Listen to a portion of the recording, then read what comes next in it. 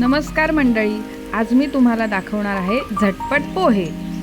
साहित्य: मिरची, ओलं खोबरं, साखर, मीठ, मोहरी, हळद, कांदा, कढीपत्ता, कोथिंबीर।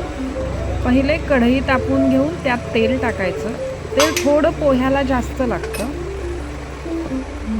तेलात मोहरी टाकायची। मोहरी तडतडली की मिरच्या टाकायच्या। मिरच्या छान चुरचुरल्या की त्यामध्ये हळद टाकूया, कढीपत्ता आणि कांदा टाकूया आणि सगळं छान परतून घेऊया। सगळं व्यवस्थित एकत्र करून कांदा छान मऊ होऊ द्यावा।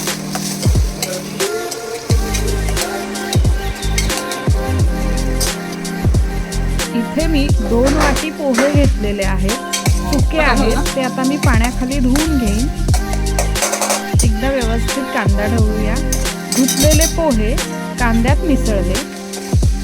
धुतल्यानंतर पोहे 2 मिनिटं तसेच ठेवून द्यायचे। इथे मी साखर आणि मीठ टाकून घेतले। पोहे परत व्यवस्थित एकत्र केले। आता नीट एकत्र केल्यानंतर त्यावर आपण वाफ यायला झाकण ठेवायचे। इथे पोह्यांना मी 2 5-5 मिनिटाच्या वाफा काढणार आहे। त्यानंतर पोहे नीट एकजीव करेन आणि पुन्हा ते वाफ यायला ठेवून देईन।